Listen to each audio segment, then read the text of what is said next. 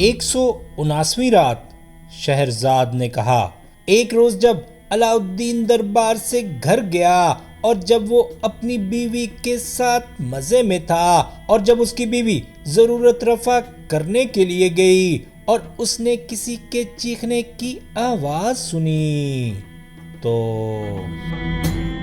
اب علاء الدین اٹھ کر باہر نکلا کہ دیکھے کہ کون چیخا ہے۔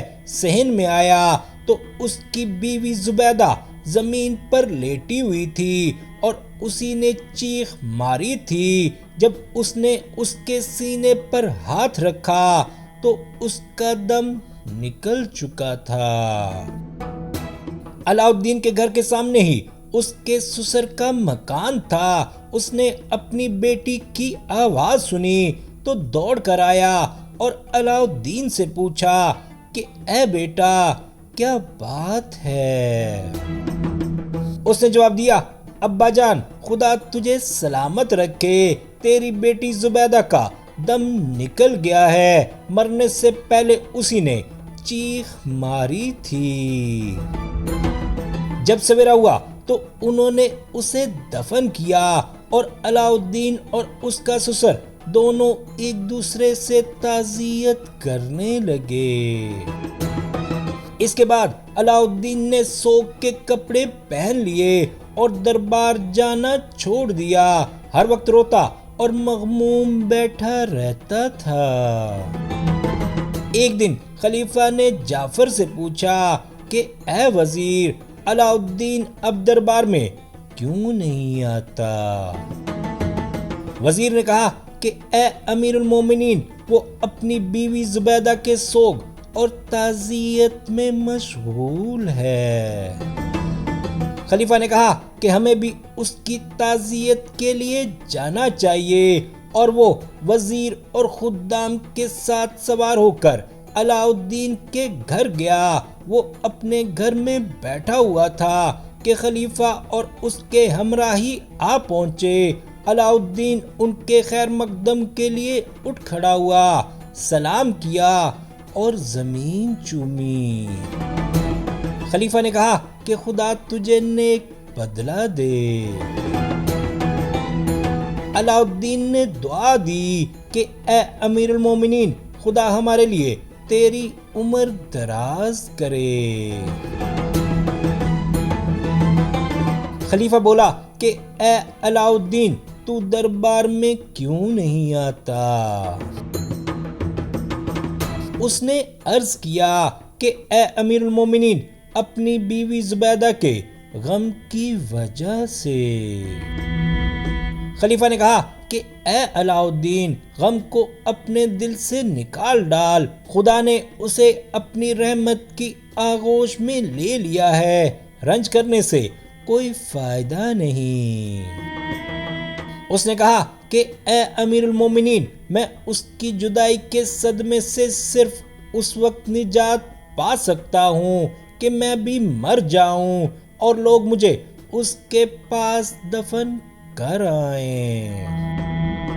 خلیفہ کہنے لگا کہ خدا کے پاس ہر فوت ہونے والے کا بدلہ ہے، اور موت کے مقابلے میں نہ تدبیر چلتی ہے اور نہ مال کام دیتا ہے۔ تعزیت ختم کرنے کے بعد خلیفہ اس سے یہ کہہ کر کہ وہ دربار آیا کرے، اپنے محل کو روانہ ہو گیا۔ اس رات کے بعد جب دن نکلا تو علاء الدین سوار ہو کر دربار میں حاضر ہوا اور خلیفہ کے پاس پہنچ کر زمین چومی۔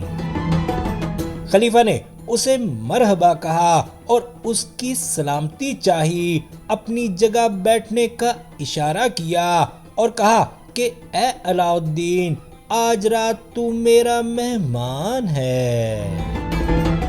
پھر وہ اسے محل کے اندر لے گیا اور ایک کنیز کو بلوایا جس کا نام قوت القلوب تھا، اور اس سے کہا کہ علاء الدین کی ایک بیوی تھی جس کا نام زبیدہ تھا، جو اس کی غم خوار تھی اور اس کی دل جوئی کیا کرتی تھی۔ خدا نے اسے اپنی رحمت کی آغوش میں لے لیا ہے۔ میں چاہتا ہوں کہ تو اسے عود پر ایک راگ سنائے جو اپنے طرز میں نرالا ہو اور جس سے اس کا غم دور ہو جائے۔ اب کنیز نے عود اٹھا لیا اور ایک نہایت اچھوتا راگ الاپا۔ خلیفہ بولا، اے علاء الدین، اس آواز کے متعلق تیری کیا رائے ہے؟ اس نے جواب دیا کہ زبیدہ کی آواز اس سے اچھی تھی، مگر یہ ساز کے بجانے میں زیادہ ماہر ہے۔ اس کی آواز سن کر ایسا محسوس ہو رہا تھا کہ جیسے پہاڑ وجد میں آ گئے ہوں۔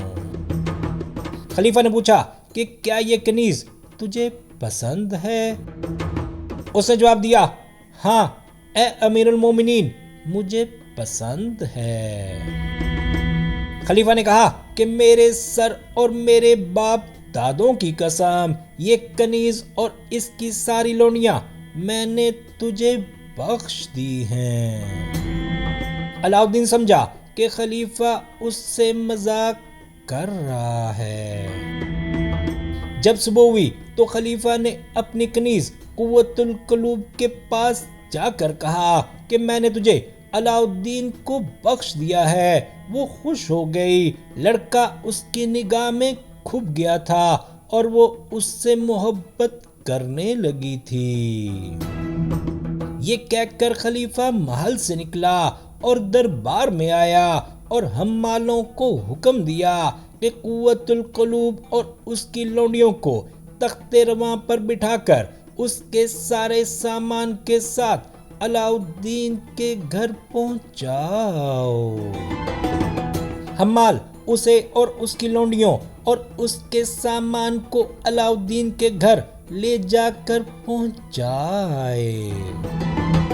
جب قوت القلوب اور اس کی 40 لونڈیاں علاء الدین کے محل میں داخل ہوئیں تو اس نے 2 خادموں سے کہا کہ تم میں سے ایک دروازے کے دائیں طرف کرسی پر بیٹھے اور دوسرا بائیں طرف، اور جب علاء الدین آئے تو تم اس کے ہاتھوں کو بوسہ دے کر کہنا کہ ہماری آقا قوت القلوب تجھے محل کے اندر بلاتی ہے۔ خلیفہ نے اسے اور اس کی لونڈیوں کو تجھے بخش دیا ہے۔ جب علاء الدین آیا تو اس نے دیکھا کہ خلیفہ کے 2 خادم دروازے پر بیٹھے ہوئے ہیں۔ وہ حیران ہو کر اپنے جی میں کہنے لگا کہ شاید یہ میرا مکان نہیں، لیکن خادم اسے دیکھتے ہی کھڑے ہو گئے اور اس کے ہاتھ چوم کر کہنے لگے، ہم خلیفہ کے نوکر اور قوت القلوب کے غلام ہیں۔ قوت القلوب نے تجھے سلام بھیجا ہے اور یہ کہا ہے کہ خلیفہ نے مجھ کو اور میری لونڈیوں کو تجھے بخش دیا ہے اور وہ تجھے اپنے پاس بلاتی ہے۔ اس نے کہا کہ میری طرف سے اس کا خیر مقدم کرو اور کہو کہ جب تک تو میرے ہاں رہے گی میں محل کے اندر نہ آؤں گا، کیونکہ جو چیز آقا کی ہے اس پر نوکروں کا کوئی حق نہیں، اور اس سے پوچھو کہ اسے ہر روز خلیفہ کے پاس سے کتنا روزینہ ملتا تھا۔ خادموں نے اس کے پاس یہ پیغام پہنچا دیا۔ کنیز نے کہلا بھیجا کہ روزانہ 100 دینار خلیفہ کی طرف سے مجھے ملتے تھے۔ علاء الدین نے اپنے دل میں کہا کہ خلیفہ کو کیا ضرورت پڑی تھی کہ قوت القلوب کو میرے حوالے کر کے یہ خرچ میرے ذمے لگائے، لیکن اب اس سے مفر نہیں۔ اس کے بعد وہ ایک مدت تک علاء الدین کے گھر میں رہی اور وہ اسے ہر روز 100 دینار دیتا رہا۔ اس کے باوجود کئی دن گزر گئے کہ وہ دربار میں حاضر نہ ہوا۔ اب خلیفہ نے وزیر سے کہا کہ میں نے تو علاء الدین کو قوت القلوب دی تھی کہ اس کی بیوی کا غم دور ہو اور وہ بلا ناغہ دربار میں حاضر ہوا کرے، لیکن اس نے پھر آنا بند کر دیا ہے۔ کیا تجھے اس کی کچھ وجہ سمجھ میں آتی ہے؟ اب شہرزاد کو ثبوتی دکھائی دی اور اس نے یہ کہانی بند کر دی۔